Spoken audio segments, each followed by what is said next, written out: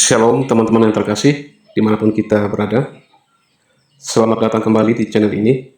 Pada video kali ini kita akan kembali menyaksikan sebuah kisah yang mengingatkan bahwa perjalanan iman seseorang bisa berubah dengan cara yang tidak pernah disangka. Narasumber dalam kisah ini adalah seorang wanita yang selama bertahun-tahun menolak ajaran Kristen. Ia sering mempertanyakan, menyangkal, bahkan mencoba menguji setiap kesaksian tentang Tuhan Yesus. Baginya, semua itu tidak mudah untuk dipercaya. Ia yakin bahwa keyakinannya sendiri adalah yang paling benar, sehingga setiap ajakan untuk mengenal Yesus selalu ia tolak. Namun hidup memiliki cara yang tak terduga. Di tengah pergumulan, pertanyaan, dan pencarian akan kebenaran, ia mulai membuka hati untuk mencari jawaban dengan sungguh-sungguh. Sedikit demi sedikit, pandangannya berubah. Apa yang dahulu ia tolak, kini ia pelajari dengan lebih jujur, hingga pada akhirnya ia mengambil sebuah keputusan besar yang mengubah arah hidupnya. Ia percaya kepada Tuhan Yesus Kristus sebagai juru selamat dalam hidupnya. Ya teman-teman yang terkasih, bagaimana perjalanan hidupnya? Apa yang membuat seorang wanita ini yang begitu keras menolak iman Kristen akhirnya berubah? Maka dari itu mari kita sama-sama saksikan kisah selengkapnya sampai selesai. Karena cerita ini dapat menjadi inspirasi tentang pentingnya mencari kebenaran dengan hati yang terbuka dan menghargai perjalanan iman setiap orang. Semoga kesaksian ini memberkati kita dan menguatkan iman percaya kita kepada Kristus.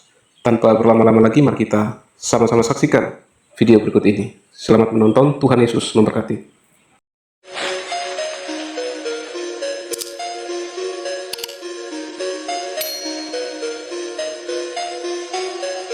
Perkenalkan, nama saya Linda. Nama baptis saya Amelia. Nama krisma saya Matilda. Nama Linda Jenner itu nama beken saya. Saya dilahirkan di Tanjung Pura, Kota Langkat, Sumatera Utara. 7 bersaudara, 5 perempuan, 2 laki-laki. Saya anak ketiga. Saat saya SMP, cici saya yang paling besar itu sudah terima Yesus dan mengajak kami untuk menerima Tuhan Yesus. Tetapi mama saya diam saja, apalagi saya tidak bisa terima, dan saya selalu berdebat sama cici saya.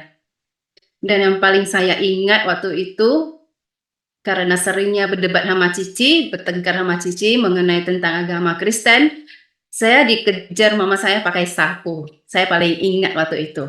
Karena saking ribut kali ya, asik berantem sama cici saya yang selalu membicarakan tentang agama Kristen.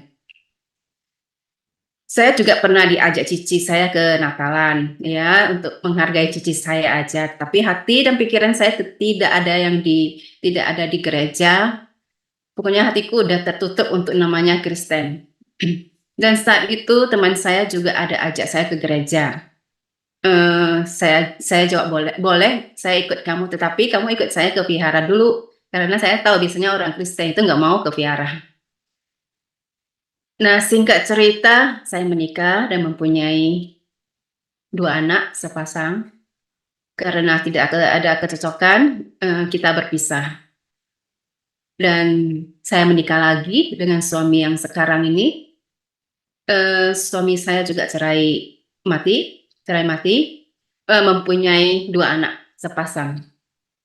Suami saya seorang Katolik, tapi suami saya tidak pernah memaksa saya untuk mengikuti agamanya.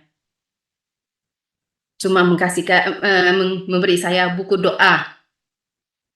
Katanya, coba aja dibaca. Saya jawabnya iya, tetapi tidak pernah saya membuka atau membacanya. Suatu saat saya menemukan buku doa tersebut. Saya penasaran, saya buka, hanya sekilas saja, aku lihat nggak ngerti, doa-doa Katolik saya juga nggak ngerti, tapi saya penasaran, saya jadi galau. Terus saya berbicara sama Tuhan, kalau bahasa Chinese-nya itu Qigong. Tuhan, sebenarnya Tuhan mau saya gimana? Mau saya tetap keyakinan yang lama atau ke Kristen? Kemudian saya berkata lagi sama Tuhan, berbicara lagi sama Tuhan. Begini saja Tuhan, kalau saya baca buku doa ini sekali saja, buku doa itu isinya Bapa kami dan Salam Maria. Dan saya tahu buku ini sama sekali aku belum pernah baca, nggak pernah lihat. Kalau baca sekali aja seharusnya nggak bisa. Jadi saya cobain Tuhan. Tuhan, kalau buku ini saya bisa baca sekali, hanya sekali baca, sekali lihat, sekali baca, langsung hafal, saya masuk ke Katolik. Sesudah saya baca dengan cepat Salam Maria dan Bapa kami dan Salam Maria itu, saya langsung tutup bukunya, saya coba hafalkan. Dan ajaibnya, saya bisa bacakan Bapa kami sampai selesai dan Salam Maria sampai selesai. Saya jadi terdiam, bengong. Saya tidak percaya saya bisa hafal. Akhirnya saya tidak percaya lagi, saya buka buku doa tersebut, saya bacakan lagi, saya cocokkan semua yang saya ngomong secara saya bacakan doa itu ternyata semuanya benar. Dalam hati saya, kenapa saya bisa hafal begitu cepat, padahal itu doa nggak pernah aku lihat maupun baca. Nah, itu mujizat Tuhan yang pertama. Itu saya cobain Tuhan yang pertama kali. Terus saya masih belum itu ya, belum begitu percaya. Terus saya masih bicara lagi sama Tuhan. Tuhan, kalau memang Tuhan mau saya ikut denganmu, perlihatkanlah kehebatanmu, mujizatmu. Karena saya tidak tahu mana yang harus saya ikut. Saya juga tidak mengenal Engkau, Tuhan. Saya ngomongnya begitu sama Tuhan. Hingga suatu saat, anak saya pulang dari study tour. Jadi masih ada sisa uangnya, dia bawa keluar untuk jajan. Dalam perjalanan entah gimana, dompetnya hilang. Di dalam dompet dia ada sisa uangnya, kartu ATM, sama kartu pelajar. Anak saya merasa sedih dan merasa bersalah. Kenapa jajan aja, keluar jajan mesti bawa dompet gitu. Biasanya kalau dia keluar gitu, dia bawa uang secukupnya untuk jajan. Terus waktu itu saya lagi di luar. Anak saya telepon, Mami, dompet saya jatuh, hilang, entah kemana. Isinya banyak sisa uang kemarin. Terus dia sedih. Aku langsung bilang, aku mencoba menghiburnya. Nggak apa-apa, coba kamu balik lagi ke jalan yang tadi kamu lalui. Coba kamu cek CCTV yang di toko itu, yang kamu belanja. Terus dia cek, katanya yang punya toko CCTV nggak bisa dibuka. Dan di jalan juga nggak ada ditemukan dompetnya. Dia sudah pasrah, dia udah sedih. Tapi aku tidak pasrah. Aku berbicara sama Tuhan. Tuhan, perlihatkan mujizatmu Tuhan, biar aku percaya padamu. Dan ajaibnya, tidak lama kemudian anak saya telepon. Mami, dompet saya sudah dapat. Ditemukan sama Mbak yang di komplek, dikembalikan. Dan isinya utuh, Mami, katanya. Saya diam.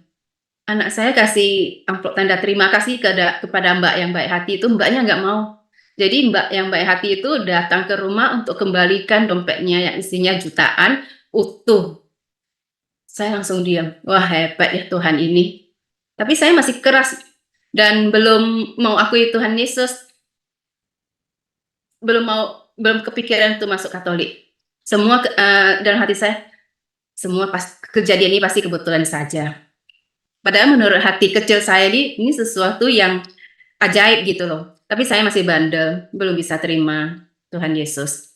Dan kejadian lagi ketika anak saya yang paling besar itu baru beli handphone. Hari ini beli handphone, besoknya hilang handphonenya. Dan dia bawa ke sekolah, saat itu dia tidak sadar kalau handphonenya sudah jatuh, udah hilang, nggak ada. Dia sadarnya pas mau pakai handphone. Dia udah sedih, dia telepon saya. Mami, HP saya hilang. Saya nggak tahu jatuh di mana, saya juga tidak tahu. Padahal kemarin aku barusan beli, sekarang udah hilang. Dia udah sedih. Aku menghibur, coba cari lagi, siapa tahu ketemu, bilang gitu. Pas pulang sekolah, anak saya telepon lagi, Mami, handphonenya sudah ketemu. Saat itu aku berdoa lagi sama Tuhan. Tuhan, perlihatkanlah mujizatmu. Sekali ini Tuhan, biarkan anak saya mendapatkan handphonenya kembali. Kasihan anakku Tuhan. Handphonenya baru beli, hari ini udah hilang. Perlihatkan mujizatmu Tuhan. Dan pada saat jam pulang sekolah, anakku telepon, Mami, HP-ku udah ditemukan. Ditemukan sama tukang parkir motor. Ternyata waktu anakku parkir motor, handphonenya jatuh, dia nggak sadar, dia terus jalan masuk sekolah, dan tukang parkirnya itu lihat ada handphone jatuh, jadi diambil, dia titip ke ibu-ibu yang jual kue di depan sekolah. Nah, terus AI yang atau ibu-ibu yang jual kue itu nggak tahu gimana ceritanya kok dia bisa tahu anak saya kehilangan HP, dia balikin ke anak saya. Gitu, cerita dari anak saya. Tapi kalau menurut itu adalah mujizat Tuhan. Saya mulai percaya, walaupun belum sepenuh hati, saya udah mulai percaya sama Tuhan. Sejak itu saya udah mulai ajak suami ke gereja, ikut misa, dan saat di depan gereja itu biasanya ada dikasih brosur, dan kebetulan itu akan adakan acara KRK, Kebangunan Rohani Katolik. Dan saya tidak paham, tapi cici saya paham karena udah pernah masuk Kristen. Akhirnya saya daftar untuk saya, cici saya, suami saya, dan kedua anak saya. Pada saat dekat acara KRK, cici saya masuk rumah sakit, tidak bisa ikut. Anak saya ujian, duanya nggak bisa ikut. Tinggal suami saya sama saya. Padahal sebelumnya suami saya udah ngomong, aku nggak ikut ya, kamu sama cici aja ikut ke acara KRK. Padahal suami saya udah ngomong begitu. Tapi pada hari hanya ceritanya lain. Suami saya temani saya ke KRK. Nah, dalam saat mengikuti KRK itu, saya mengalami keajaiban dan mujizat. Saat nyanyi, saya senang ikut nyanyi-nyanyi, walaupun saya nggak hafal karena tapi di depannya ada teks, jadi saya ikut nyanyi, senang, hati saya senang banget waktu ikut nyanyi lagu rohani. Terus pada saat lagu menyanyikan Haleluya, saya menyanyikan dengan sepenuh hati. Saya menyanyi, pada saat itu saya tutup mata, saya melihat sesosok yang sangat tinggi, besar, memakai baju putih yang sangat terang. Saya sampai mendengarkan kata-katanya. Ayo anakku, ikutlah aku. Saat itu aku merasakan, aku memeluk sosok putih itu, aku memeluk sangat erat. Saya sampai menangis. Saya menangis waktu itu.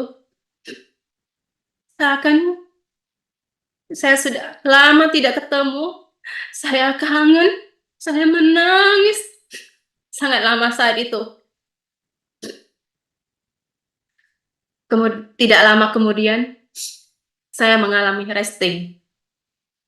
Dan ternyata tim KRK sudah siap untuk tangkap saya ketika saya jatuh.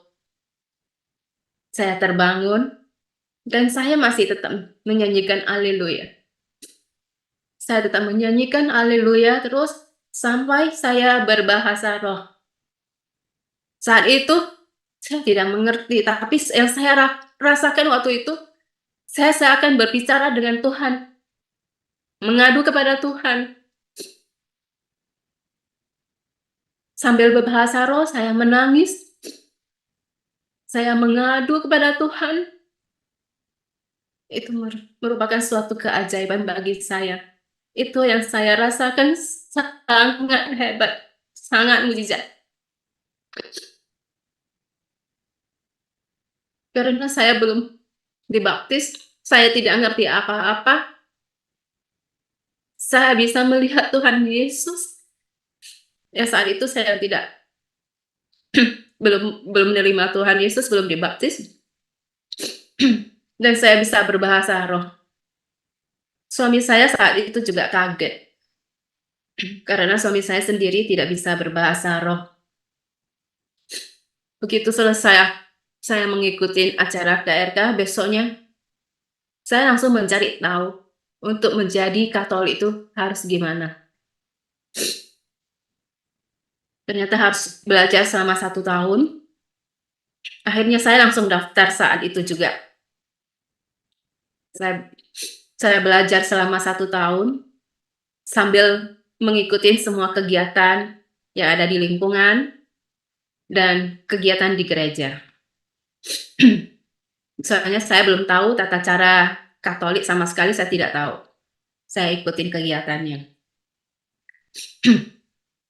Sampai suatu saat saya duduk termenung sambil mengingat kembali saat saya melihat Tuhan Yesus pada saat KRK. Merenungkan, kok sepertinya saya pernah melihat ya Tuhan Yesus. Tapi di mana ya? Saya mikir-mikir. Ternyata sosok Tuhan Yesus sudah pernah saya lihat ketika saya masih SMP. Dan ternyata itu adalah di dalam mimpi saya. Pada saat itu saya masih SMP, saya dikasih mimpi, saya melihat ketemu orang bule yang sangat tinggi, besar, ganteng. Tersenyum sama saya, tapi saya tidak tahu artinya, jadi saya nggak mikirin, cuekin aja. Entah berapa lama saya mimpi lagi, mimpi yang sama. mimpi yang sama itu ketemu lagi sama Tuhan Yesus, cowok bule yang baju putih, tinggi, besar. Senyum sama saya, tapi saya tidak mengerti. Akhirnya saya diamin saja. Singkat cerita, tahun 2019 saya dibaptis. Tetapi saya tidak mengerti isi kitab suci. Jadi saya mencari tahu, berusaha untuk belajar isi kitab suci. Tapi tidak gampang untuk membaca firman Tuhan. Karena setiap saya berusaha untuk membaca, saya tidak mengerti dan selalu ketiduran. Hanya ada acara SHDRK, Seminar Hidup dalam Roh Kudus, saya ikut. Saya juga ikut CAP, kursus evangelisasi pribadi, saya juga ikut. Latihan untuk membawa kabar gembira, saya ikut. Terus ada EJ, Emmaus Journey, salah satu program yang membantu untuk menghayati firman Tuhan di dalam kehidupan sehari-hari. Saya juga ikut. Di EJ saya banyak belajar, karena setiap peserta harus membaca firman Tuhan. Dipaksa untuk membaca firman Tuhan, karena akan membuat jurnal yang akan dibahas bersama. Saat ketemu harus dibahas jurnalnya, berdoa dan saling mendoakan. Yang paling penting lagi sharing iman. Itu yang sangat menguatkan saya. Saya merasa saya semakin mengerti dan semakin dekat sama Tuhan. Dan ketika saya diajak teman-teman ikut PDPKK, saya merasa sangat senang karena dalam PDPKK puji-pujian pada Tuhan dan mendengarkan firman Tuhan membuat saya semakin beriman kepada Tuhan Yesus.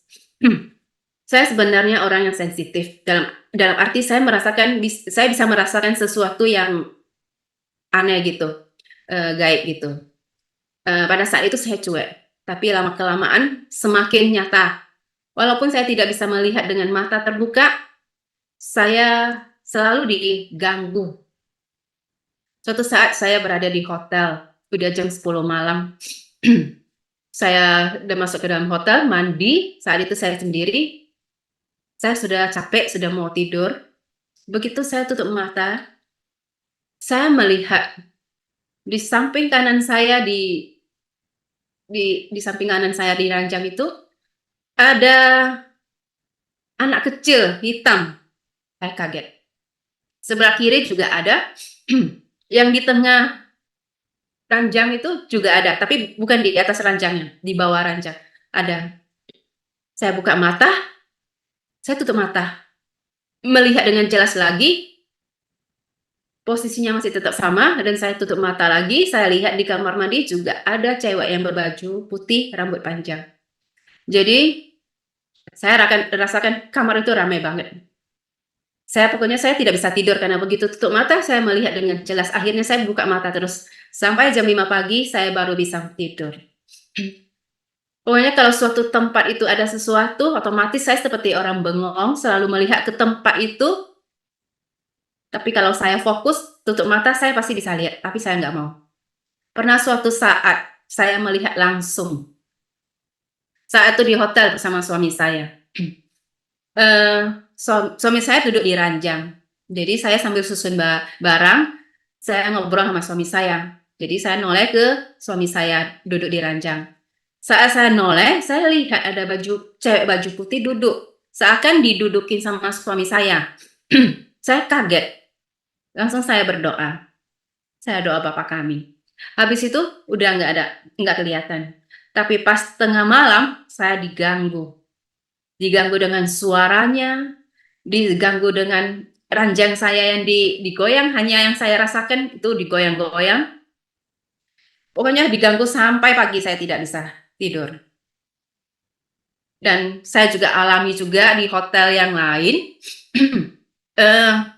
Di hotel yang lain itu ya hantunya sangat jahil banget. Saya sampai dicolek, anak saya juga diganggu atau mandi, lampu kamar mandi juga dimatiin. Terus anak saya yang cowok lagi mandi, lagi putarin lagu rohani, tiba-tiba handphone yang memutar lagu rohani itu berhenti dan telepon keluar. Itu sesuatu yang aneh. Dan anakku ada bicara kepada saya, kita cuekin aja, kita abaikan gitu. Sampai suatu saat saya berdoa sama Tuhan, Tuhan Yesus, saya tidak mau melihat yang aneh-aneh Tuhan, tapi izinkan saya melihat-Mu Tuhan. Saya doa begitu sama Tuhan. Dan doa saya dikabulkan suatu saat saya mengikuti misa. Sebelum Romo mengangkat hosti dan piala, saya tutup mata sambil berdoa. Saat saya tutup mata dan melihat di bawah altar itu ada kumpulan banyak orang dalam satu meja. Ada kumpulan. Saya kaget.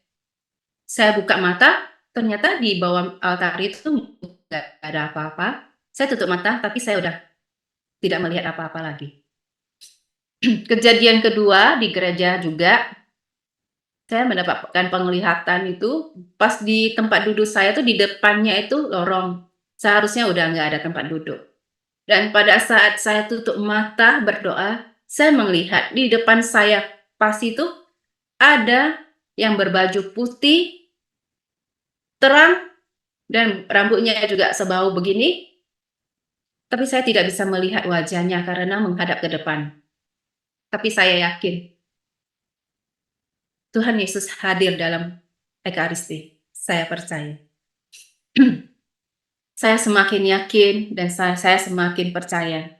Iman saya rasakan semakin tumbuh sampai suatu ketika saya akan operasi mengangkat mioma saya yang sudah besar. Dan waktu mau operasi itu saya takut. 3 hari mau operasi itu saya sangat takut. Saya berdoa sama Tuhan. Tuhan Yesus, saya akan menjalankan operasi besar. Saya takut Tuhan. Tapi saya percaya Tuhan, jika Engkau menyertai saya akan menjalankan operasi dengan lancar dan cepat. Dan saya tidak takut karena Engkau menyertai saya Tuhan. Sertain saya ya Tuhan. Selama 3 hari saya doa yang sama. Pada hari keempat saya operasi, ketika saya masuk ke ruangan persiapan untuk operasi, semuanya tinggal didorong suster untuk masuk ke ruang operasi. Sebelum masuk ke ruang operasi, saya udah tiduran di ranjang. Saya berdoa lagi, Tuhan, saya percaya Tuhan, Engkau menyertai saya. Saya tidak takut lagi Tuhan. Dan begitu saya buka mata, saya melihat Tuhan Yesus berdiri di samping kanan saya, tapi di bawah agak ke depan sana. Saya sampai menangis, terharu. Tuhan, Engkau datang. Engkau benar-benar sertai. Engkau benar-benar datang menyertai aku, Tuhan. Terima kasih, Tuhan. Terima kasih, Tuhan, atas kasih-Mu, Tuhan. Terima kasih, Tuhan. Saya hanya bisa mengucapkan terima kasih, Tuhan. Terima kasih. Saya semakin nggak takut karena Tuhan Yesus menyertai aku. Sampai suster mendorong saya ke ruang operasi, saya pikir Tuhan udah nggak ngikutin saya dalam ruang operasi. Ternyata Tuhan Yesus datang di ruang operasi. Tuhan Yesus masih ada. Saya masih melihat dengan jelas, walaupun saya tidak melihat wajah Tuhan Yesus. Saya melihat dengan jelas. Sampai saya berterima kasih, Tuhan. Terima kasih, Tuhan, atas kasih-Mu, Tuhan. Sampai saya melihat Tuhan Yesus sampai saya tertidur karena obat bius. Itulah mujizat Tuhan untuk saya. Sampai operasi semua berjalan dengan lancar, cepat. Dan saya mengalami pemulihan sangat cepat. Ini karena kasih Tuhan. Saya percaya itu. Saya semakin percaya. Saya semakin semangat. Dan saya semakin mencari tahu untuk belajar supaya saya bisa mengerti akan isi firman Tuhan. Saya ikut seminar, saya ikut grup untuk belajar baca kitab suci. Saya juga ikut KPKS, kursus pendidikan kitab suci. Karena untuk membaca firman Tuhan itu sangat susah. Dan sangat susah untuk dimengerti, dan saya selalu lupa ataupun ketiduran. Hingga suatu saat tanggal 16 Agustus 2023. Jamnya saya ingat, jam 15.30. Karena saya barusan selesai doa kerahiman ilahi, tidak saya lanjuti doa koronka karena saya jam 4 itu ada janji sama klien untuk survei rumah. Saya seorang agen properti pada saya agen properti. Dan ternyata diundur dari jam 3 itu diundur jadi jam 4. Jadi saya doa kerahiman ilahi. Selesai saya doa, suami saya panggil. Pada saat itu saya di lantai 1, suami saya di kamar di lantai 2. Saya naik ke atas dan suami saya bilang, dada saya sesak.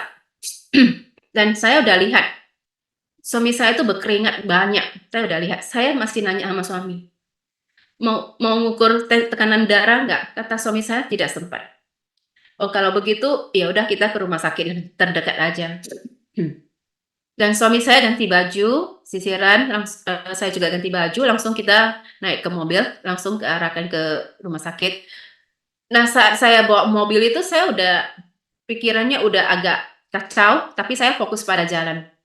Tidak lama keluar dari komplek perumahan, saya dengar suara ngorok suami saya. Saya kaget, dan saya baru sadar kalau suami saya kena serangan gitu. Langsung saya percepat bawa mobilnya, saya sambil membuka lampu hajat, saya buka kaca pintu, saya sambil klakson, tangan kiri saya sampai goyang-goyang tubuh suami saya. Saya bawa mobil sampai kencang gitu, sampai di bawah jembatan itu,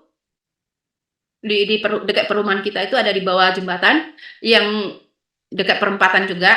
Nah, suami saya udah nggak ada suara ngorok. Tapi feeling saya itu suami saya udah nggak ada. Saya langsung teriak dengan kencang, Yesus, Yesus, Yesus,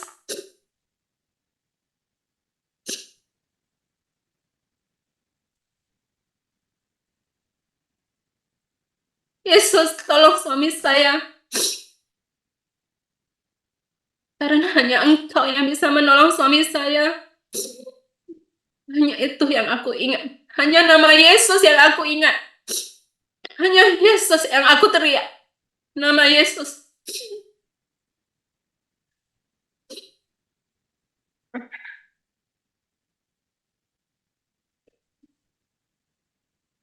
Karena aku tahu hanya Tuhan Yesus yang bisa menolong suami saya. Dan saya tetap membawakan mobil saya melewati perempatan itu dengan sangat kencang dan sambil klakson terus. Sampai di depan rumah sakit saya klakson terus, saya seakan memberi aba-aba pada dokter atau security yang di rumah sakit. Dan ternyata benar, begitu saya sampai di depan IGD, security sama dokter semua standby. Langsung aku turun, langsung bilang, "Dok, serangan jantung." Terus langsung dokter ngangkat langsung ke IGD. Di depan kamar IGD, saya melihat 2 dokter memberi bantuan CPR pada suami saya.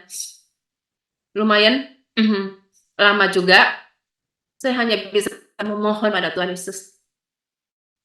Tuhan Yesus, ampunilah saya. Tuhan Yesus, ampunilah suami saya. Saya mohon Tuhan. Saya sangat mohon. Tolonglah suami saya. Saya tidak bisa kehilangan suami saya.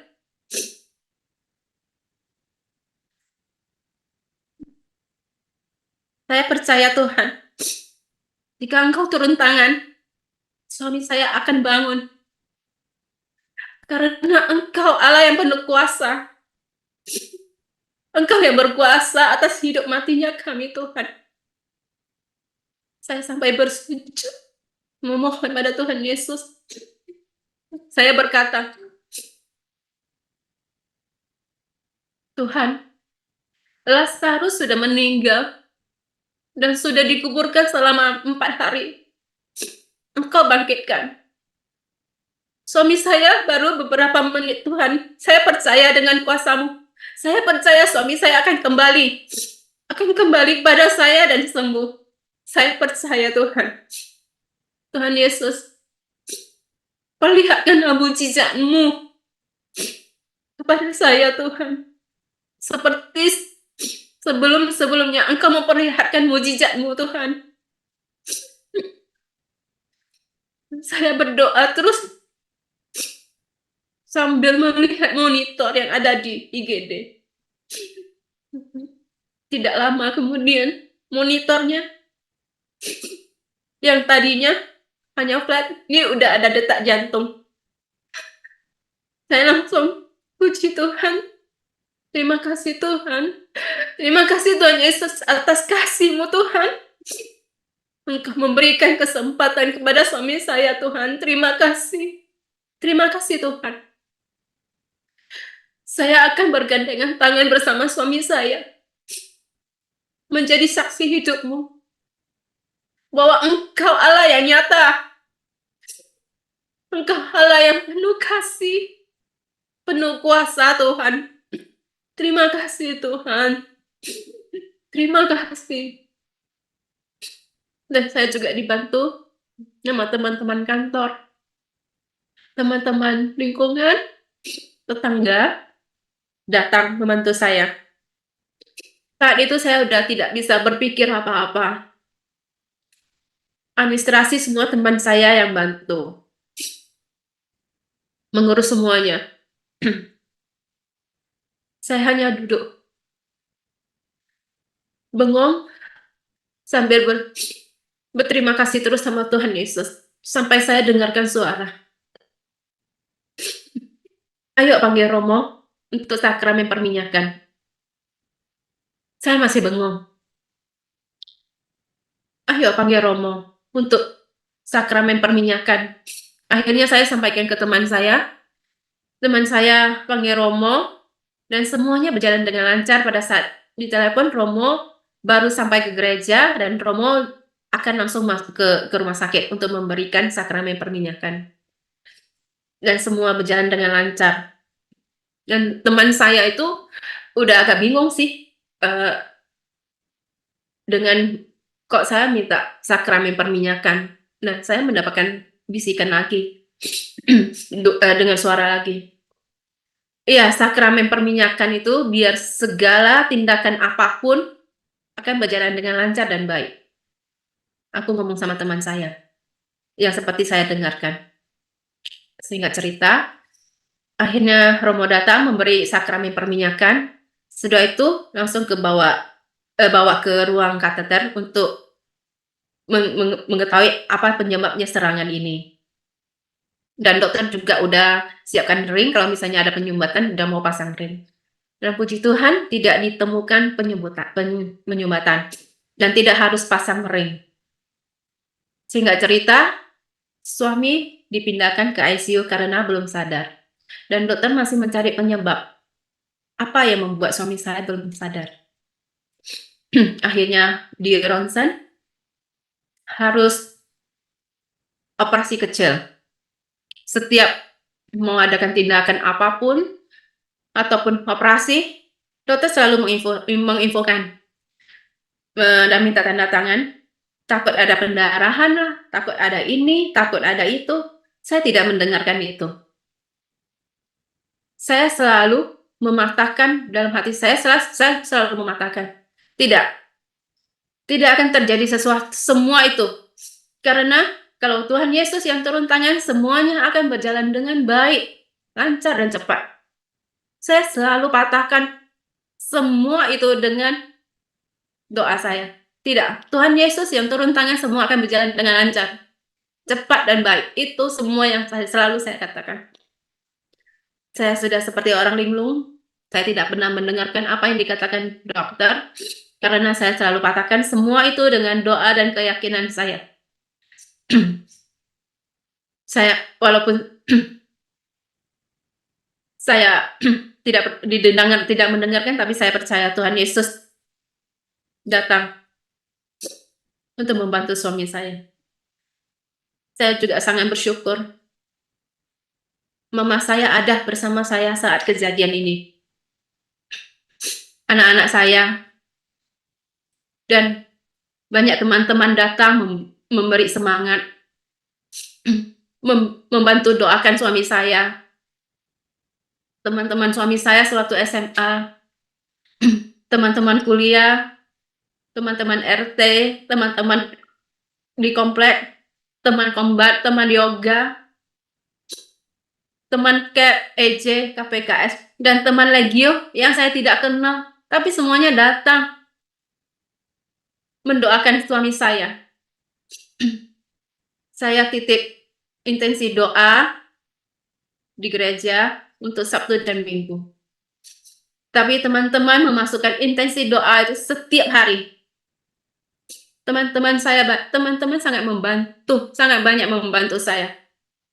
Saya percaya Tuhan mengutus teman-teman, dokter, dan masih banyak lagi yang membantu saya. Saya sangat bersyukur.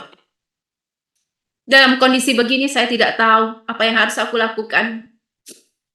Mau administrasi apapun, asuransi saya juga tidak tahu. Sampai suatu saat teman saya datang menanyakan, Linda, Koko ada asuransi apa? Coba saya lihat. Dan kebetulan suami saya ada asuransi kritis. Dan saya dibantu sama teman saya untuk klaim. teman gereja, tapi bukan agent asuransi suami saya. Teman, jadi dia hanya memang bantu saya. Karena dia tahu saya tidak bisa melakukan itu, saya juga tidak mengerti. Akhirnya teman saya bilang, ini bisa cair kalau sesuai dengan kriteria yang dicantum dalam polis, dan uangnya bisa masuk ke rekening pemegang polis yang tercantum di sistem. Dan anehnya, saudari saya datang, dan dia mendengarkan ini, dia sempat marah-marah ke teman saya yang membantu saya untuk klaim asuransi kritis. Kamu dibayar berapa untuk membantu Linda? Dia jawab begitu, dia ngomong begitu sama teman saya gitu. Saya hanya bisa nangis. Karena apa? Karena saya sangat malu. Saya sangat malu. Saya malu sama teman saya. Sampai saya ngomong, Kok, maaf Kok. Bukan ucapan terima kasih yang Koko dapat. Tapi Koko mendapatkan dimarahin Kok. Saya minta maaf ya Kok, gue bilang gitu. Teman saya sangat sabar. Gak apa-apa Linda, santai aja. Dia maksudnya saudari suami saya itu, toh dia kan agen asuransi, seharusnya dia udah paham sistemnya. nggak usah ngotot begitu. Semuanya kan sesuai dengan sistem kalau di asuransi. Saat itu suami saya masih koma. Pikiran saya tuh hanya di suami saya. Tapi sama saudari suami saya itu, saat itu yang dibahas itu uang asuransi. Uang asuransi yang belum tentu cair gitu loh. Jadi saudari saya maunya begini. Uang asuransi ini, uang kritis ini kalau cair harus masuk ke rekening anak suami saya. Dan kartunya akan dipegang, kartu ATM-nya akan dipegang sama dia. Nanti akan dibagikan kepada anak suami saya yang kedua. Saya diam aja.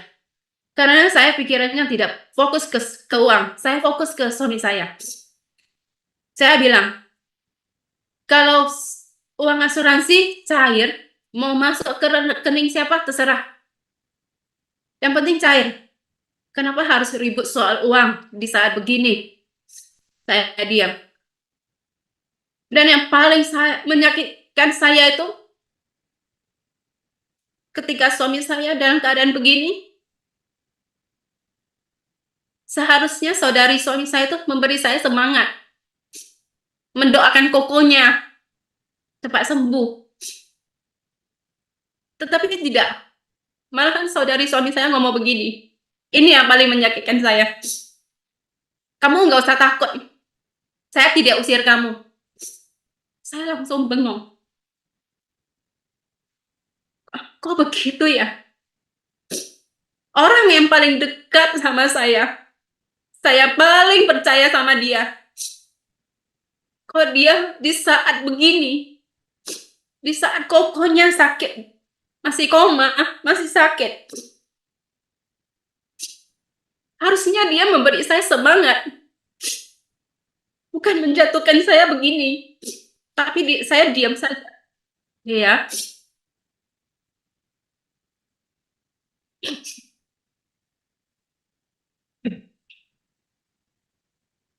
Ya.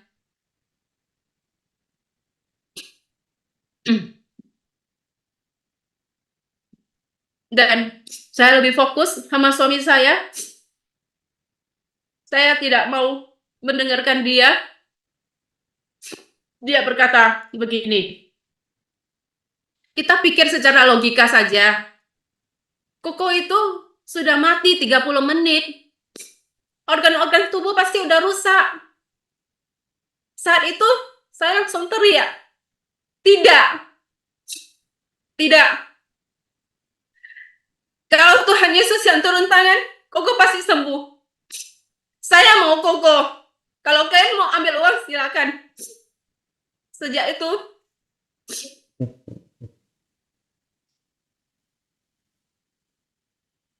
saya semakin pasrah sama Tuhan. Saya mengandalkan Tuhan. Tuhan, perlihatkanlah mujizat-Mu Tuhan. Kuasa-Mu. Hanya kuasa-Mu lah Tuhan yang bisa menolong suami saya. Saya tahu, saya pasti kuat. Karena Tuhan sendiri yang menyertai aku. Saya percayakan itu. Jangan hanya beberapa orang yang saya ketemu yang membuat saya jatuh. Tidak, saya tidak akan jatuh. Saya akan kuat. Karena Tuhan menyertai aku. Tuhan juga mengutus banyak orang untuk membantu saya. Dokter, suster, semua membantu saya. Saya percaya itu. Saya percaya akan mujizat Tuhan yang sudah saya rasakan selama ini. Hingga suatu malam, feeling saya tidak enak. Suami saya belum sadar. Saya ajak anak-anak untuk rosario. Jadi 4 anak saya rosario di depan ICU. Saya sendiri bersujud di depan ICU yang hadap ke kaca yang bisa melihat ke langit. Saya bersujud, saya pasrah. Sambil tutup mata, saya tidak mengerti mau doa apa lagi. Saya hanya pasrah sama Tuhan. Saya tutup mata sambil saya memuji nama Tuhan Yesus. Saya sebut nama Yesus dalam nyanyian. Yesus, Yesus, dalam nyanyian saya sebut nama Yesus. Sampai saya berbahasa roh. Sangat lama saat itu saya rasakan. Saat itu saya merasakan, saya mengadu semuanya sama Tuhan.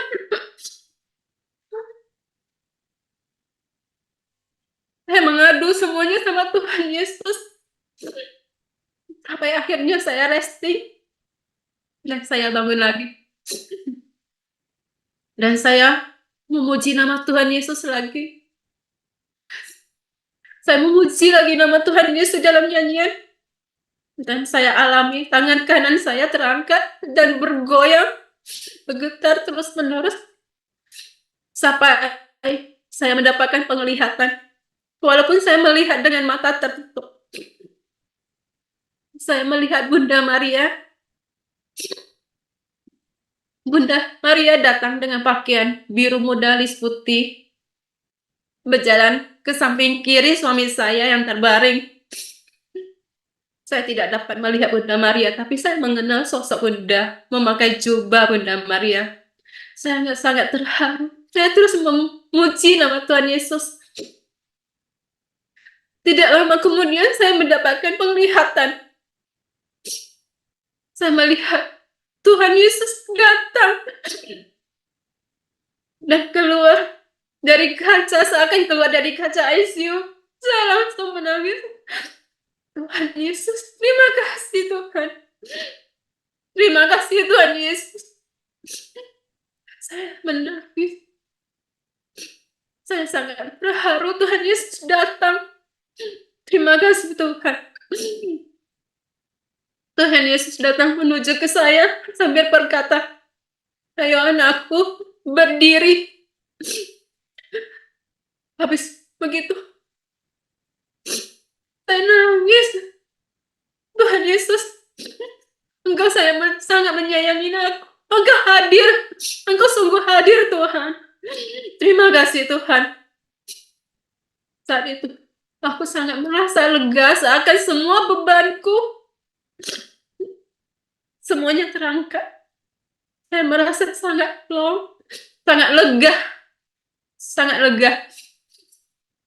dan membuat saya semakin percaya suamiku pasti sembuh. Karena Tuhan Yesus sudah hadir, Bunda Maria sudah hadir. Saya sangat percaya. Dan suami saya mulai sadar beberapa hari kemudian, walaupun masih membutuhkan alat bantu. Jadi selama suami saya di rumah sakit 24 jam, saya di rumah sakit. Saya tidurnya di depan ICU. Karena kalau di kamar saya tidak bisa tidur, pikiran saya selalu ke suami saya. Akhirnya saya tidur di kursi di depan ICU. Malahan posisi begini saya masih bisa tidur, walaupun 2 jam 3 jam sekali saya pasti bangun dan melihat ke monitor yang ada di ICU. Ya namanya manusia pasti khawatir ya. Suatu saat saya mendapatkan kabar dari dokter karena kondisi suami saya itu turun, terkena infeksi paru-paru. Saat itu saya sendirian. Saya sedih. Saya telepon teman saya, kabari keadaan suami saya menurun. Saya sambil menangis, saya telepon teman saya. Teman saya pertama ikut menangis. Tapi tidak lama kemudian dia bilang, "Linda, kamu jangan nangis lagi. Kamu punya Tuhan. Apalagi kamu sudah dikasih lihat sama Tuhan Yesus. Ayo berdoa. Setan membuat kamu takut, membuat kamu nangis, membuat kamu lupa doa. Ayo berdoa." Seketika itu, saya langsung berhenti menangis. Langsung saya doa. Pada saat saya telepon itu, teman saya lagi berdoa dan lagi jalan salib di Goa Maria. Katanya di perhentian keempat. Teman saya juga mendapatkan penglihatan pada saat itu. teman saya berdoa untuk kesembuhan suami saya. Pada saat teman saya berdoa sambil tutup mata, teman saya melihat hosti yang biasanya putih ini merah, terbang gitu. Terbang untuk kembali lagi ke tubuh Yesus. Teman saya berdoa, terus teman saya bilang, Tuhan, sembuhkan suami Linda. Saya berjanji kalau suami Linda sembuh, saya akan bawa suami Linda dan Linda ke sini untuk berdoa dan memuji-Mu Tuhan. Dan mujizat Tuhan terjadi. Keesokan harinya, suami saya bangun dan mulai perlahan membaik. Jadi selama suami saya dirawat di rumah sakit, saya mendapatkan penglihatan, saya melihat Tuhan Yesus itu 3 kali. Yang kedua kali pada saat teman-teman lingkungan datang doa rosario bersama. Selesai doa, kita nyanyi pujian. Pada saat menyanyikan lagu pujian, saya kembali berbahasa roh. Dan saya melihat Tuhan Yesus hadir di samping suami saya, di samping kanan suami saya. Saya sangat terharu atas kasih Tuhan Yesus.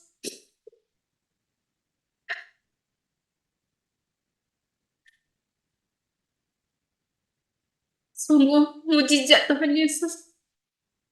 Tuhan yang sangat penuh mujizat, penuh kuasa dalam hidup. Dan ketiga kalinya, pada saat itu, suami saya mau bronskoskopi dan itu dilakukan di ICU.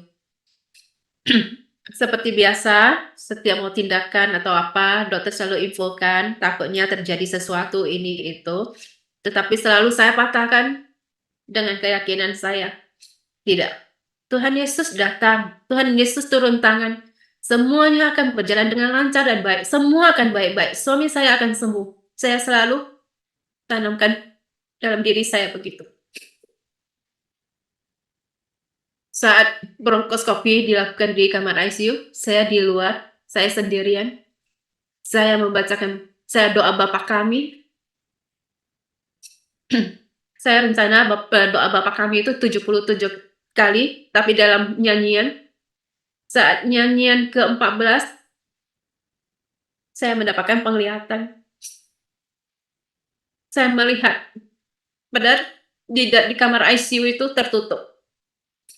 Saya nggak bisa lihat ke dalam. Tapi saat aku berdoa, saya mendapatkan penglihatan. Tuhan Yesus hadir di antara dokter dan suster. Saya melihat dengan jelas, walaupun dengan mata tertutup. Saya melihat dengan jelas Tuhan Yesus berdiri di antara dokter dan suster.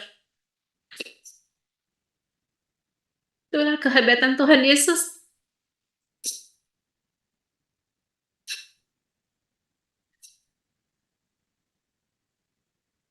Bagi yang percaya, Tuhan Yesus akan memperlihatkan. Akhirnya, saya tidak sadar, saya buka mata, saya tutup mata, saya masih bisa melihat walaupun samar-samar tidak sejelas yang tadi. Saya terharu, saya menangis. Tapi saya terus doakan Bapa kami. Dalam nyanyian. Sampai nyanyian ke-20 kali. Bronkoskopinya selesai. Dokternya keluar. Berkata, Bu, udah selesai ya Bu. Bronkoskopi dan semua berjalan dengan baik. Tidak ada pendarahan, tidak ada apa-apa, dan hasilnya bagus. Saya bersyukur pada Tuhan Yesus. Ini semua karena Tuhan. Karena Tuhan Yesus. Saya lanjutkan doa Bapa kami. Itu membuat saya semakin semangat. Makin semangat untuk berdoa. Saya juga dikasih tahu teman-teman untuk doakan doa Santo Yudas Tadius, yang harus didoakan 6 kali sehari. Saya selalu mendoakan.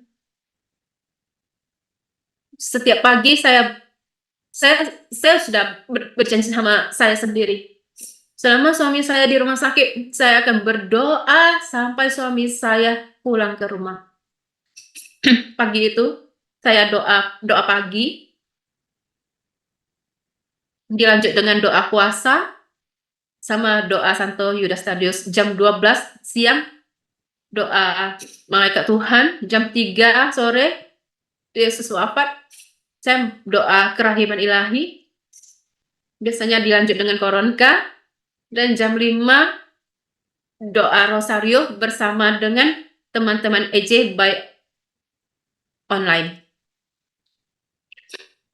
Dan malamnya saya doa rosario pembebasan untuk saya dan untuk suami saya. Jadi selama di rumah sakit itu, saya janji saya mau doa terus. Sempat kelolosan 1 hari, saya nggak doa sampai habis karena saya kecapean sampai ketiduran. Sampai saya tahu, setiap saat saya pasti mendapatkan godaan. Maka setiap saat saya membutuhkan doa untuk membuat saya kuat. Dan suami saya sudah membaik. Pas di ICU, suami saya ulang tahun dan saya merayakan ulang tahun suami saya di ICU. Saya mengucap syukur pada Tuhan Yesus yang memberi kesempatan untuk suami saya. Juga mengucapkan terima kasih pada dokter, suster yang selama ini merawat suami saya, dan semua teman-teman saya yang nggak kenal saya juga membantu doa, selalu datang memberi saya semangat. Saya sangat berterima kasih. Singkat cerita, selama 45 hari di ICU, akhirnya suami saya pindah ke kamar perawatan. Setelah di kamar perawatan, bukannya nggak ada tantangan, nggak ada godaan, masih tetap ada, tapi saya sudah semakin percaya sama Tuhan. Saya selalu mengandalkan Tuhan. Semuanya saya jalankan dengan keyakinan Tuhan selalu menyertai aku. Dan semua pasti berjalan dengan baik. Saya di rumah sakit, saat pasien sudah bisa makan, bisa terima hosti. Dan saya juga daftar, sehingga bisa menerima hosti. Saat minggu pertama, mendapatkan hosti, minggu kedua, saya tidak daftar. Pikiran saya, sekali daftar, selanjutnya sudah dapat hosti. Ternyata tidak. Mesti daftar setiap minggu. Dan Tuhan Yesus tahu, saya tidak paham, dan Tuhan Yesus mengutus seorang bapak yang baik hati, dan juga seorang prodiakon. Pada minggu pagi, jam 6 lewat gitu, bapak yang baik hati itu WA ke saya. Bu Linda, udah daftar belum untuk terima hosti? Saya jawab, minggu kemarin udah saya daftar, Pak. Minggu ini enggak. Oh, harus daftar, barusan dapat, katanya gitu. Akhirnya saya lapor untuk menerima hosti, dan bapak ini juga mencari tahu apakah nanti akan ada yang ngantar hosti ke saya sama suami saya. Dan bapak ini tunggu. Ternyata nama saya dan suami saya nggak ada. Mungkin udah terlambat ya daftarnya. Akhirnya bapak yang baik hati ini membawa hosti dan memimpin ekaristi di rumah sakit. Saat bapak memimpin ekaristi dan membacakan firman Tuhan pada saat itu, Filipi 4 ayat 6 sampai 9. Isinya begini. Janganlah hendaknya kamu khawatir tentang apapun, tetapi nyatakanlah dalam segala hal keinginanmu kepada Allah dalam doa dan permohonan dengan ucapan syukur. Damai sejahtera Allah yang melampaui segala akal akan memelihara hati dan pikiranmu dalam Kristus Yesus. Jadi akhirnya, saudara-saudara, semua yang benar, semua yang mulia, semua yang adil, semua yang suci, semua yang manis, semua yang sedap didengar, semua yang disebut kebajikan dan patut dipuji, pikirkanlah semuanya itu. Dan apa yang telah kamu pelajari, dan apa yang kamu terima, dan apa yang telah kamu dengar, dan apa yang telah kamu lihat padaku, lakukanlah itu. Maka Allah sumber damai sejahtera akan menyertaimu. Saya mendengarkan firman itu, air mata saya langsung mengalir. Saya langsung nangis. Karena apa? Karena Tuhan menjawab doa saya pagi itu juga.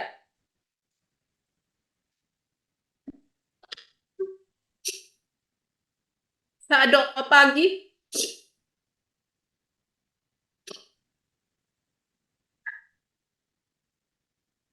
saat pagi itu, saya berdoa, semua beban-bebanku Tuhan, semua masalahku, semua masalah yang aku hadapi, Tuhan jawab pagi itu juga. Lewat firman Tuhan yang dibawa Bapak yang baik hati itu. Saya semakin dikuatkan. Karena Tuhan Yesus selalu menyertai aku. Sampai paginya, jawaban, langsung dikasih jawaban. Saya sangat berterima kasih Tuhan. Terima kasih Tuhan Yesus. Kasih Tuhan Yesus tidak ada batasnya kepada siapapun. Tuhan Yesus sangat baik. Sangat baik. Tidak terbatas kasihnya. Dan puji Tuhan, kondisi suami saya semakin baik. Dan dokter juga menganjurkan saya untuk siapkan semua peralatan, kalau misalnya suami saya pulang, yang peralatan yang diperlukan. Dan suster. Tapi saya jawab dokternya begini, Dok, saya masih berdoa. Jika suami saya udah diperbolehkan pulang, suami saya tidak membutuhkan alat apapun. Saya ngomong gitu sama dokter. Dokter hanya diam. Dan mujizat Tuhan, saat suami saya pulang dan tidak pakai alat apapun. Semua alat semua dibuka dan tidak membutuhkan alat apapun. Itu adalah mujizat Tuhan. Sampai dokter juga bilang, mujizat Tuhan. Ini semua mujizat Tuhan. Ini kuasa Tuhan. Puji Tuhan. Sampai beberapa dokter ngomong begitu sama saya. Pada saat pertama kali kejadian, harapan dokter itu cuma hanya 5% katanya. Tapi ini sampai kesembuhan, bisa pulang begini, ini mujizat Tuhan. Ini kuasa Tuhan. Itu yang saya alami, Bapak Ibu.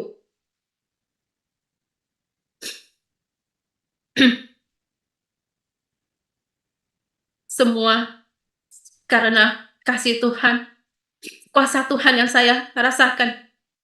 Ya, teman-teman yang terkasih, demikianlah perjalanan hidup seorang wanita yang dahulu begitu keras menolak, bahkan sering mencobai dan menyangkal Tuhan Yesus.